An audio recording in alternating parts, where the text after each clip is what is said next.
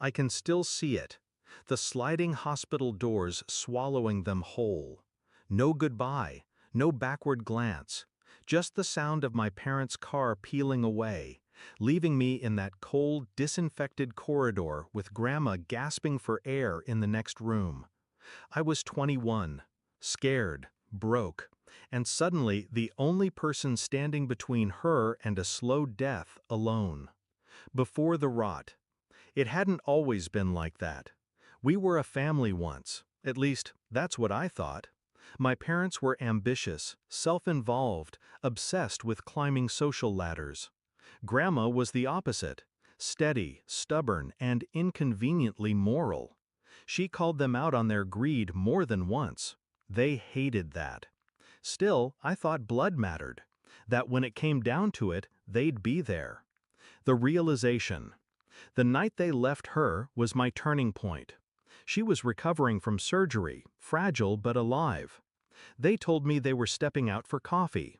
30 minutes later, I got a text. "We can't do this. She's your problem now." They never came back. 7 years. 7 years is a long time to learn the weight of loyalty. I took care of her through every doctor's appointment, every bad night, every bill. I worked 2 jobs, paid for her medications, watched her shrink into the bed that eventually became her coffin. Not once did my parents call. Not once did they send a dime. The funeral. They showed up in black designer clothes, sunglasses big enough to hide their lack of grief. My father gave me a stiff nod. My mother avoided my eyes. After the service, they cornered me in the hallway of the funeral home. "Where's the lawyer?" my father asked, as if we were discussing a real estate closing. "She left everything to you, right?" my mother pressed. "We should talk about how to split it." The plan. They thought I'd been their errand girl for 7 years. They thought the will was theirs by default. They didn't know Grandma and I had spent those years quietly arranging a different ending. She'd had the will rewritten 2 years before she died, airtight, notarized, with witnesses who could outlast any challenge. And, at her insistence, we'd kept it secret. The reading. We gathered in the lawyer's office. My parents sat opposite me, all polite impatience. The lawyer, a woman with a voice like glass, opened the folder. "This is the last will and testament of Margaret Lane." The first few lines was standard. Then her tone sharpened. "To my son and his wife, I leave $1 each as a reminder that abandonment has a price." My mother's hand twitched. My father's jaw locked. "The remainder of my estate, including all property, savings, and investments, is to be inherited solely by my granddaughter Emma, in recognition of her care and loyalty in my final years." Silence.